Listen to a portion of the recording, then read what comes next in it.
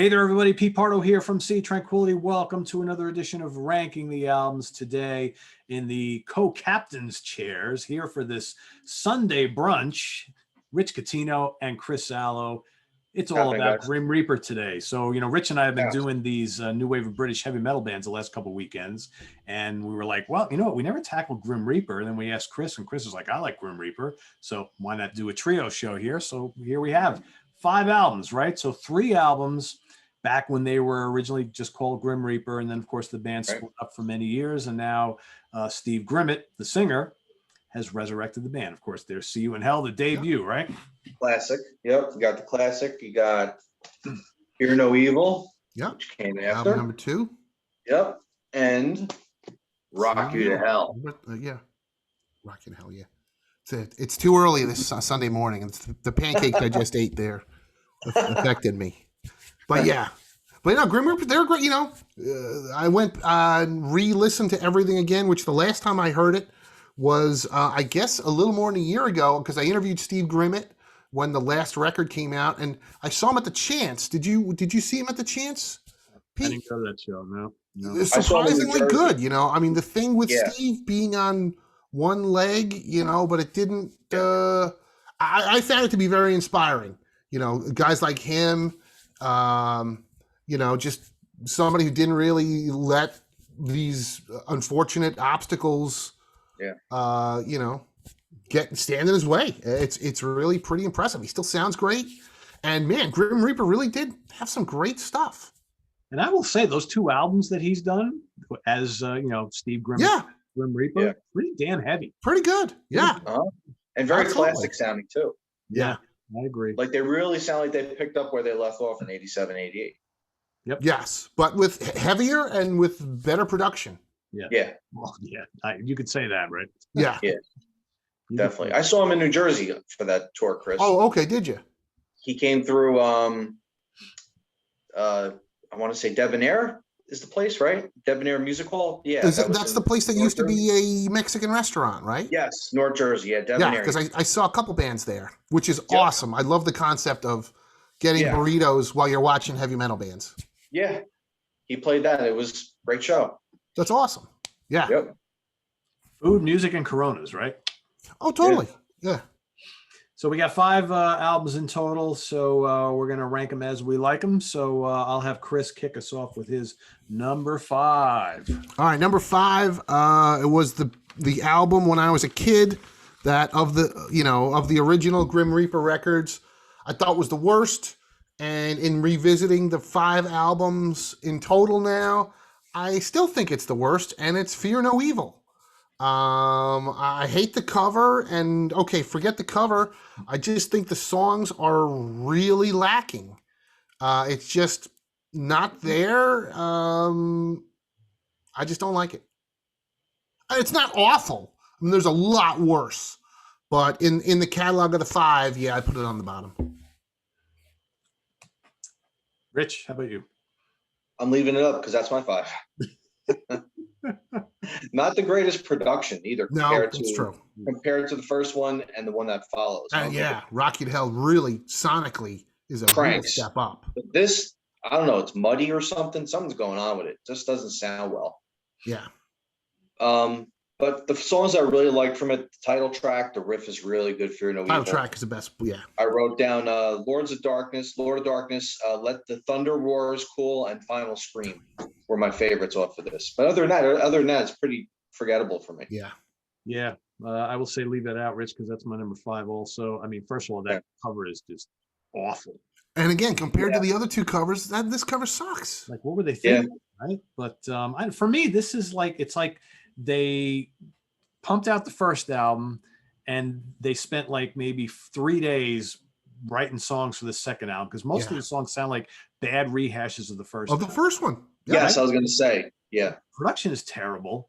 I like the title track. And Rich, you mentioned all the songs I dig on there. Lord of Darkness, Matter of Time is pretty good. Let the Thunder Roll, Final Scream.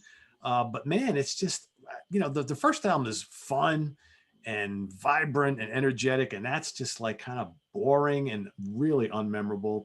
I mean, there's some good, guitar work from Nick Bocott on it, but it's like the riffs aren't memorable. The solos aren't very good. I don't know, it's a pretty weak album. And it's weird. It's 2 years later from See You in Hell, so they had time to work on it. You'd think it would be better. Yeah, not the case. And the funny thing is that this band had a lot of attention when they released See You in Hell, the debut. And I think they lost whatever momentum they had with that album, that when the third album came out, nobody cared anymore. And the funny thing is the third album could even be the strongest out of the three. Yeah. But they had a big tour too. That was the tour that they did with Armored Saint and Halloween, correct? Yeah. I saw that tour at the Mid-Hudson Civic Center. Yeah, I was there. Yeah, it was a good one. Which was a great show, but in all honesty, I mean, the place was only maybe like half full. Yeah. All right, Chris, number 4. What do you got? Number 4, I'm putting the first comeback record, Walking in the Shadows. I thought it was good. It was a good attempt at, modernizing Grim Reaper. The songs were heavier, sounded better, but overall, just the songs in general, I don't love them. I think it's better than Fear No Evil, but I like the title track, and there was 1 or 2 others, but it doesn't stick with me as much as the other 3 records. Cool. Rich, how about you? That's my number 4 as well. I thought the first 2 tracks were the best, the title track, and then Wings of Angels was the first one, which is really good. I thought Reach Out had an old school riff. I put down I'm Coming For You. What else? Call Me in the Morning I like. Temptation. Now You See Me, I wrote those down. Those are my favorites. No, Now You See Me has a catchy riff. So those are my favorites from the album. But it's 12 songs too on that album too. It's kind of long. But like you said, it's a good comeback. It's strong. It's got a better production. Definitely reminds me of where they left off in the 80s. It doesn't sound like they were trying to be modern or anything different. They were being Grim Reaper. Yeah, I mean, they weren't trying to reinvent the wheel. Right, but maybe a few songs too much, but it's enjoyable. It's not bad. I mean, definitely better than Fear No Evil. Yeah, I mean, you couldn't tell though that Nick, how do you pronounce his last name? Bocott. Yeah, you can't tell that he's not there. Yeah, that he wasn't there. The guitar player that they had, plays riffs just like he does. So it's like they didn't miss a step. And I'd say due to the pretty good production on the 2 most recent albums, these albums, to my ears anyway, sound a lot heavier than the first 3. It's just for sure massive crunch on the guitar, which I kind of dig. So, well, to be a little bit different, I'm going to go with At the Gates from 2019 is my number 4. I think all the other, with the exception of Fear No Evil, I think all the other albums are really solid. Crunchy, heavy album, I think. Title track, it's got some really big riffs. I love the twin guitars on that song Rush, which is really cool. Shadow in the Dark is really good. Hand That Rocks the Cradle, pretty energetic song. I think it's a fun album. It's a little bit different than the first couple albums. Like I said, it's definitely taken things a little heavier direction, but I think that's a good thing. Yeah, that's my number 4. I enjoy it. It's good. Back to Chris. All right, number 3. I'm going with At the Gates. For everything that Pete just said, and I do remember, and I remember when I saw the poster, the tour poster, it said Grim Reaper and At the Gates, and I'm like, oh, that's a really interesting tour. Oops. But then I'm like, oh no! Once I read the press release, I'm like, oh, it's not the Swedish band At the Gates. That's the name of the record. But then the funny thing is, when I interviewed Steve Grimmett, and he didn't even realize it, I was like, you do realize your first 3 tracks on this record are At the Gates, Venom, and Rush. And he's like, I didn't even realize that. I go, yeah, you've got the names of 3 classic bands as the first 3 songs on your record. And he's like, wow, that's a crazy coincidence. I go, yeah. But I like the record a lot. When I interviewed Steve, I listened to it quite a few times, and I was like, yeah, this is really very good. And that's why I put it at number 3. Yeah, good stuff. Yeah, that is funny. All right, Rich, back to you. That's my number 3 as well. So I wrote down the title track. I really like Venom, and Knock at the Door, Line Them Up, and What Lies Beneath.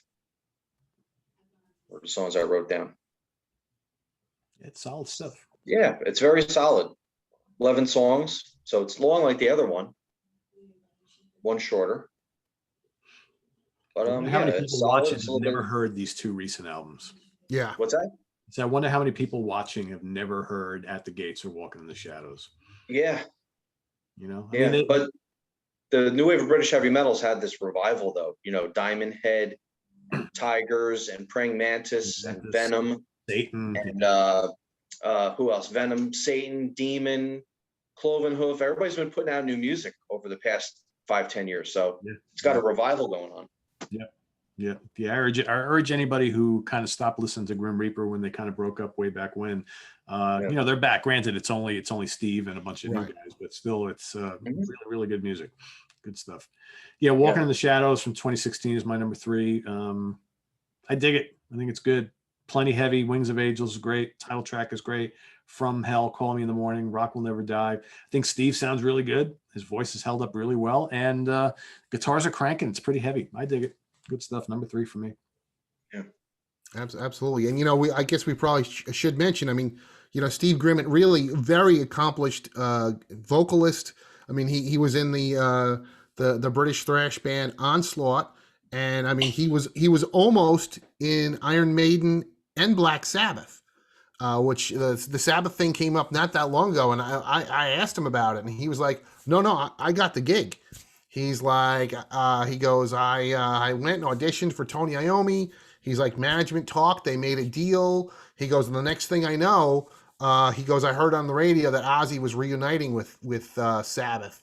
So I was just fascinated that this was actually after, you know, that Tony Iommi parted ways with Tony Martin and then brought Steve Grimmett in. And I think he would have fit, I think he would have fit pretty well in Sabbath. I think so. Yeah. Imagine, right? What if, huh? Yeah. Who knew? You know what else he was in too? He was in another band in the 90s. Did you know that? Was it Lionheart? Lion's Heart. Yeah. Yeah. Which put out a few albums, and that was a good band too. I remember they had some good songs, a little more melodic, not as heavy metal as, you know, new wave of British heavy metal as Grim Reaper, a little more melodic, you know, hard rock metal at times, I guess you could say, but still traditional metal. They were really good. I think they have a box set out actually of the albums that he's on. I got to get that. Yeah, I don't think I ever actually heard it. I like the 2 Onslaught records. He's not on the first one, Power from Hell, but was it Edge of Sanity? He's In on the Search second. of Sanity, he's on. Right. Search. Okay, yeah. Yeah. I always thought it looked like Lionheart. a tampon on the second album. It's not, but it looks like a tampon for some reason. I think the 3 he's on is Lion's Heart, Pride Intact, and Under Fire. Okay, yeah, I'll have to check those out. I remember the name, but I don't think I ever actually heard him. I don't think I heard him either. Yeah. And then, there's another one too, Abyss from 2004. He's also the singer on that one as well. So that one I'd never heard of. Yeah. Busy. Yeah. I need to go back to those. I remember they were good. Nice. And I remember my total side note, since we're talking Grim Reaper, you know how I mean, your guys' high schools, they gave you like your senior caption where you could write. It was like, you know, like the thank yous on an album cover. And I was a Grim Reaper fan, but I also thought it was very funny. You know, at the end when everybody's like, you know, see you high school, blah, blah, blah, I put see you in hell. In hell. I got the patch on my jacket. You can see it. Nice. That's awesome. Yeah, that went over pretty good. I can't believe they put it in there. I always thought I was just going to say, I'm surprised you got away with that one. Right? Yeah. Oh, for sure. No, they wouldn't do that today. But all right. So for my number 1 and number 2, you know, the bottom 3 were easy. The top 2 were the ones where I was like, yeah, I don't know. And then I really wasn't sure because it's close for, you know, and I don't know, instinctively, I just wrote Rock You to Hell for the second one. So I'm like, oh, and then I'm like, all right, well, that's it. Yeah, always go with your first choice. So I put Rock You to Hell. You know, better production, great album cover, really good songwriting. And if I'm not mistaken, weren't songs like Night of the Vampire and Suck It and See, weren't those older songs that they, like, from their demo or whatever? Because I always remember, like, in Hit Parader, they would always advertise these weird Hit Parader compilations that had Grim Reaper songs, and I always thought those were 2 that were on there. But I really liked Rock You to Hell. I mean, Lust for Freedom, With such a great trashy piece of shit movie, great song. I mean, it's really good stuff. It was close. It was close between those two. Yeah, I agree. I had a hard time between the both of them. Yeah. Well, Yeah, I'll what a leave great those up cover. because that's my I'm number. assuming you picked And- it as well, Rich. And What's since we're talking covers, I don't know who did the second cover, but the first and the third records were done by Gary Sharp Young, who wrote the best book ever on the history of Black Sabbath, called Sabbath Bloody Sabbath. I don't know if you guys have read this. It is a must read. The guy wrote 2 separate books on Sabbath from 1979 till 1997.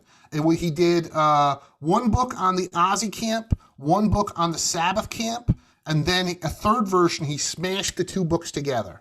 So I have the original Sabbath version and then the smashed version, and it's phenomenal writing. This guy uncovered stuff I never heard of, but the smashed in version is called Sabbath Bloody Sabbath: The Battle for Black Sabbath by Gary Sharp Young. I'm sorry to keep bringing up Black Sabbath, but that book is excellent. Yeah, We're talking about heavy metal. You can't help it. Yeah, and that's the guy that paint. So and it sucks too. This guy passed away a couple of years ago. As I was like, oh man, he should do another book from 1997 on, but never happened. Yeah, definitely send me the name of that. I want to check that out. Yeah, great book, and what a great artist. I mean, that's a killer shirt. Yeah, this is a great artwork. A lot of detail. Yeah. This is my number 2. That's why I'm leaving it up. I was going to say, yep. Oh, that's funny. So we all picked this as number 2. So then we all have the same number 1. That is funny. Yeah. So this is from '87. I think this is definitely catchier than the first album. Yeah. Better than the second one, but there's bigger hooks in this album. Yeah. And the production's great too. This is Max Norman. Yeah. Good production. So the title track obviously is a classic. At least the first 3 albums, the title tracks are the first song and they're anthems. And they're great. Yep. Yeah. So that Night of the Vampire, Lust for Freedom, Wasted Love, I really like. I think that's catchy and I want more. The last 2 tunes, When Heaven Comes Down, kind of reminds me of a little bit of European power metal going on at that time, which was Halloween, really? That was the only really band that was doing that kind of stuff. So yeah. A Saxon on this album, I think. I hear a little Saxon on some songs on this album. Oh yeah. Oh yeah. And I like Suck It and See because it's dirty. Oh yeah, Suck It and See. So yeah, number 2. That's your number 2, Pete. That's my number 2 as well. Yep. And yeah, I think if things were a little different, maybe a little better marketing or whatever, that album could have been really big. Yeah. Maybe if it was out a year earlier or something, I don't know. Very catchy. I dig it. I almost made it my number 1. Yeah, it was close. It is. You got a little bit more content on this because the first album is like 29, 30 minutes long. I mean, it's really it's short. Like almost EP worthy. But this album sounds really good, and the guitars are big and crunchy, and Steve is just singing up a storm. And every song is really catchy. But I went with the number 1 because I don't know. The one you heard it's first. A classic. It's hard to avoid a classic. Yeah, it's tough. All right, so Chris, talk a little bit about this. See You in Hell. Like I said, it came down to my, something just moved my hand to write Rock You to Hell as number 1. So that meant See You in Hell is Rock You to Hell is number 2. So that meant See You in Hell is number 1. And man, great cover, great songs. Yeah, I wish it sounded a little better, but I got to be honest, listening to it, in 2021, maybe, and I've noticed this stuff that I used to listen to in the 80s that I thought had really shitty production. I guess I've just heard a lot of records with really shitty production today. So when you go back and you listen to Welcome to Hell or See You in Hell, I'm like, this sounds pretty good. Yeah. And that's what I kept thinking when listening to See You in Hell. Yeah, it sounds pretty good. I mean, the songs are, Dead on Arrival. I mean, it's just classic, traditional, but British, heavy metal. So I remember that in Record World in Middletown, New York, when it came out, never heard a thing about that band. I saw that album cover and I was like, here. Yeah, I'm buying it. Yeah, nice. That's all. That's what sold me. I saw the cover. I was like, this is done. I'm done. Got it. Done deal. Yeah, I have the when I saw them on the Rocky to the show you were at, Pete. Yep. It was the Rocky to Hell tour, but they had that as one of the tour shirts, so I still have it somewhere in my collection. Yeah, I lost mine a long time ago. Do you guys remember U68 channel on TV? Oh, yeah. Yes, we didn't have it, but I have some tapes of it, and man, that was 100 times better than the Headbangers Ball. Oh, They played the best cross section of heavy metal that was out at the time. 100%. You could see everything from Motley Crue and Kix and Manowar. and Dokken to Manowar, Iron Maiden, Judas Priest to Grim Reaper. And do you remember they used to play Raven?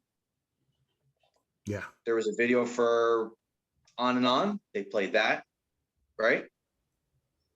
So that's where I saw their video for See You in Hell was on that 68 channel. And that video is terrible, but it's like it is terrible. And yeah, but it was such a classic. I was gonna say, since Rich brought up the See You in Hell video, something I always say, fuck Beavis and Butthead. That guy, whatever his name, he's a fucking asshole because he made fun of bands like Grim Reaper and Death and Carcass and Iron Maiden and Accept. So I know there's a lot of people that like him. He can go fuck himself because I didn't forget. I still hold a grudge. I don't know if you guys remember that. You know who else he made fun of? Winger. Winger. All right, we'll let that go. We'll let that go. No, we won't let that go. Haven't we learned from anything yet? Oh, I just like making fun, Rich. I'm just poking. I know. And Overkill. He made fun of Overkill too. Did he? Really? Yeah. Yeah, that I don't remember, but so he totally fucked that guy. Overkill too. That's not cool. Yeah, I mean, good album. Well, Hell Let Loose. Oh, Hell Let Loose. Yeah, All Hell Let Loose. That was great. And was and that the last track on the record? Yeah, that's the last track. And when I saw him live, he did The Show Must Go On too, that ballad-esque kind of song. Yes. Which was really good. He sang his ass off on that. Yeah, that was the second to last concert I saw before the lockdown. I saw that Ross the Boss Manowar show like two weeks later, and then that was it. I haven't seen a concert in or whatever, it was 13, 14 months. Yeah. So I probably saw that show in the fall of 19 when it was in Jersey, I think. Oh, was it 19? See, I thought it was early 2020, but maybe you're right, Rich. Whenever he came around, that's when I saw it. Yeah, 20. By the time March 2020 came, that's when we were locked down. So it had to be sometime in the fall when I saw him. Okay. In Jersey. Yeah, see, I thought it was January 2020, but I could be wrong. When the tour hit, and there was a thing too. I remember talking to Steve about it. He was really pissed off because the record was supposed to, the way they booked the tour, At the Gates was supposed to be out, and then they were supposed to tour. But as it turned out, that they were touring, I think before the record was in stores, but you could get it online or something. He was pissed off. I forget. It was 2019 because I'm looking at my concert history that I got here. I don't have it listed, but I think it was the same year that I saw it was Vicious Rumors. They came through Jersey. Wow. Could it have been he did the Jersey show early in the tour and then? Oh, totally. Yeah, it could have been two legs. Because I almost want to say I think he lives in Arizona. Not surprising. Yeah, I wouldn't want to live in England. The food's terrible. I've never been, so I don't know. But that's people are nice, but that food, oof. Well, when the Brits come over here to hang out, they love our food because. Of course, who wouldn't? I work with a bunch of them in my day job, and it's like they come over. The first thing I want to do is get a hamburger. It's like, oh yeah, because beef over by us, no good. Oh yeah, no. We like your hamburgers here in the U.S., right? That's funny. All right, there you have it, everybody. So See You in Hell, #1 for all three of us, and our lists were fairly similar. But when you have a small catalog, that's what happens, right? But pretty cool stuff. Grim Reaper. If you haven't checked out the two new albums, Walking in the Shadows and At the Gates, pretty good stuff. Yeah, Grimmett and Company, pretty good stuff. So, yeah. I want to thank Rich and Chris for helping out here today on this edition of Ranking the Albums. We will be back doing the same thing with Bruce Dickinson solo in a couple days, so stay tuned for that. Visit us on the web at www.seatranquility.org. We're on Facebook, we're on Twitter. Of course, we're here on YouTube all the damn time, including Monday night, Hudson Valley Squares, where The two of us, along with the rest of the squares, will bring you some more delights this coming Monday night. What is our, we're picking our favorite albums from 1994 this coming Monday night. So stay tuned for that tomorrow. And for Rich Catino and Chris Alo, I'm Pete Pardo. See you later on. Take care.